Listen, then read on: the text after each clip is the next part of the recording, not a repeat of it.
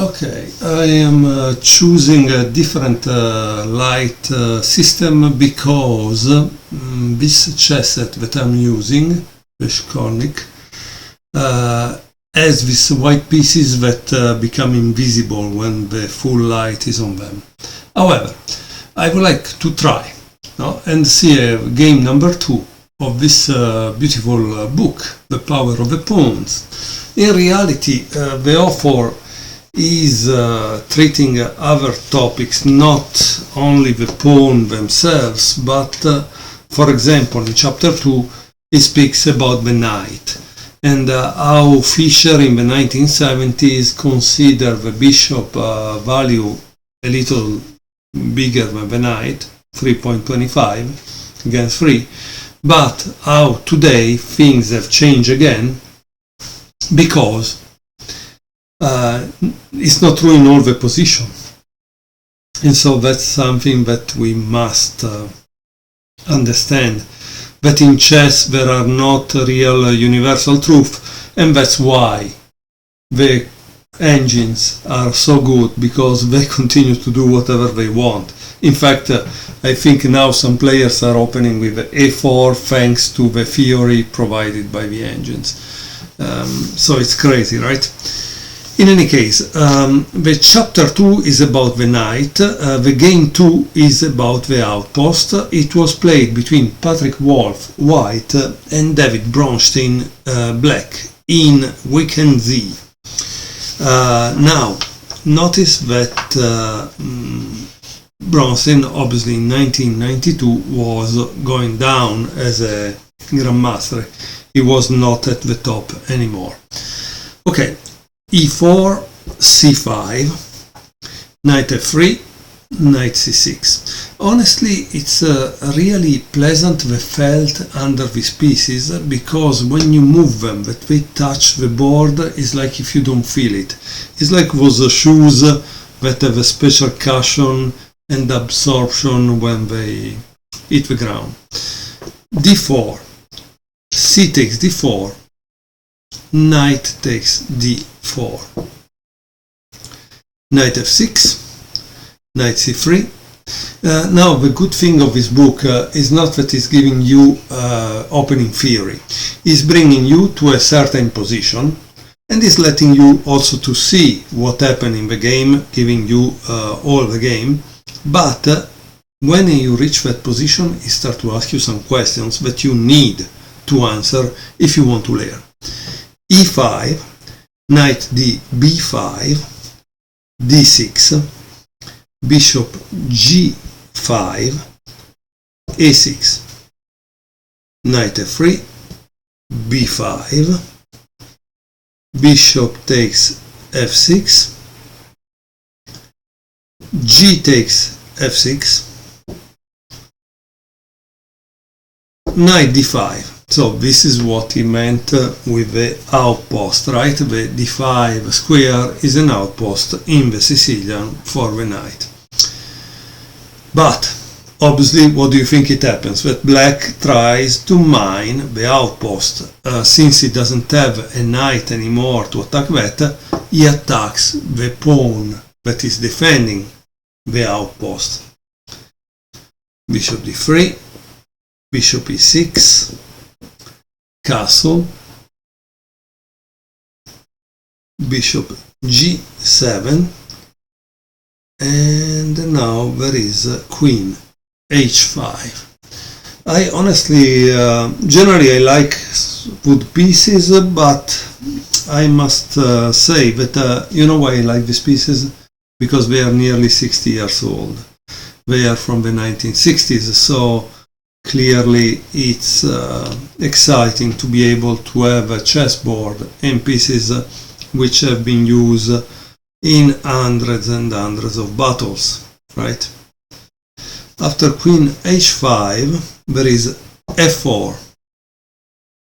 This move f4, it's a little strange, to tell you the truth, because obviously he needs to do it because now he has a lot of problems here probably, but f4 takes away the tension there, and so it's a kind of problematic, in my opinion. c4, b takes c4, bishop takes c4, and castle. Okay, castle on this side. Honestly, I don't know. It seems that probably it wasn't safe anymore, the center, if he decided to do so. Because obviously Bronstein might have been old in 1992, not at the top of his chess, but evidently still a top level chess player. Rook c1, rook b8, and b3. Bishop takes d5, and bishop takes d5.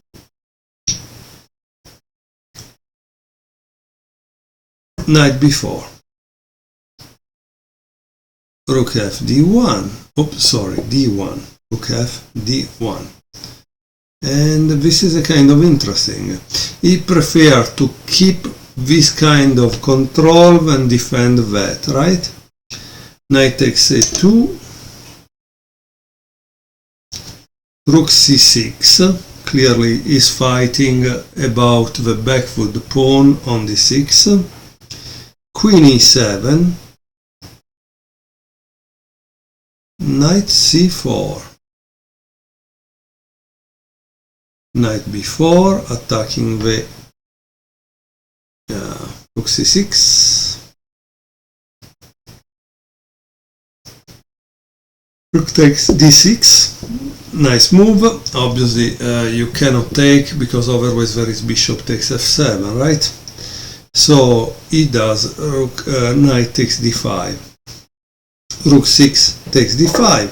As we can see, up to this moment, Patrick Wolf has been able to keep total control over d5. So he never missed that. And this is kind of interesting. This is kind of a bad bishop, because you can see it's kind of limited in its scope, because it's just controlling two squares. I don't know what it's doing. And of course now there is rook takes b3. And at this point the author of the book asks you to evaluate the situation. It's white to move, and here it says, so evaluate the situation, the position. It means, guys, that you get your usual 3 minutes clock or whatever you like to use, you turn it, and you start to think for 3 minutes upon this position, and what you would do, what you wouldn't do, what do you consider white, do you consider white better, are there weaknesses in white field, and so on and so forth, right? So once you have done that, I will read you what Mr. Inkel wrote in his book. White is a pawn down, but can help himself to the one on e5. That would, however, solve black's main problem, the bad bishop on g7, right? An aspect which basically has to be taken into account. Frequently, more can be achieved on the weakened square of the other color. For example, after rook b5, if he plays rook b5, the position would be in no way clear. Okay, let's see what else. A good moment to be keeping an eye open for alternative. Knight needs outposts. This statement has been attributed to the 4th official chess world champion Wilhelm Steinitz. Okay, he was world champion from 1886 to 1894, because in 1900 he was already dead. What he meant are the squares on which the short-range piece can find solid support from its own troops, usually pawns. So you understand that this is the outpost, so this square, d5, belongs to the knight on c4. The search for such square in the position in the diagram quickly leads up to f5. Okay, so D5 is an outpost, the other outpost is this, and you need to know how to go there. Okay, it takes 1, 2, 3, 4 moves to go there.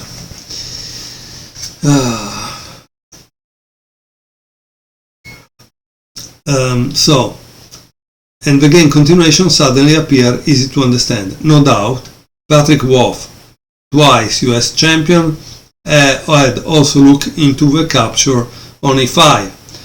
So it's important, first of all, to spot the sensible move called in the chess jargon candidate moves.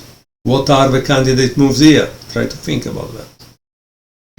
So in this position that I think is important, guys, here he says you need to spot the candidate moves and go in order of importance, priority, to discard the one which don't work and the one that work.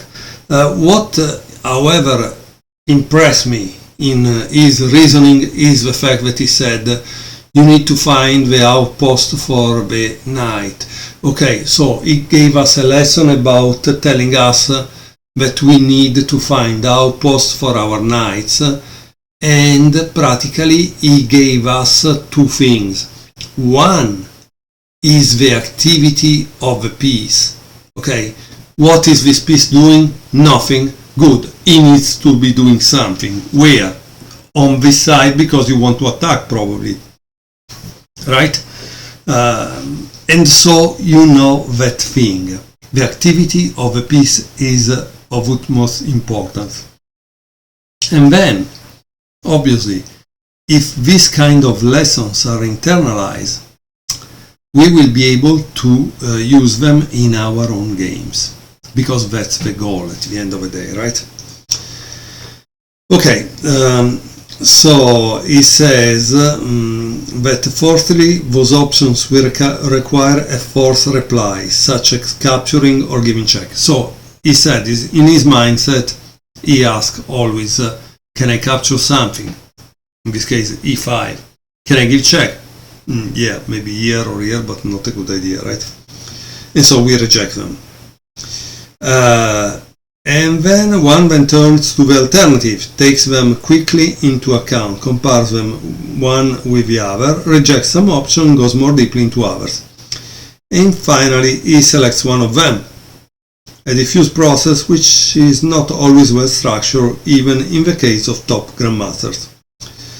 Alexander Kotov, 1913-1981, one of the best players in the world during the post-war era, and a representative of a much-praised Russian school of chess, suggested another way of proceeding. Look for the candidate moves, calculate the fourth one out till you get a result, go to the second and calculate, go to the fourth, etc. At the end, you choose the move with the best evaluation. Like that, there are no cross-links and no jumping about between individual candidate moves. That appear to be a desirable plan which saves time, however, it is not a very human way of going about things. Yeah.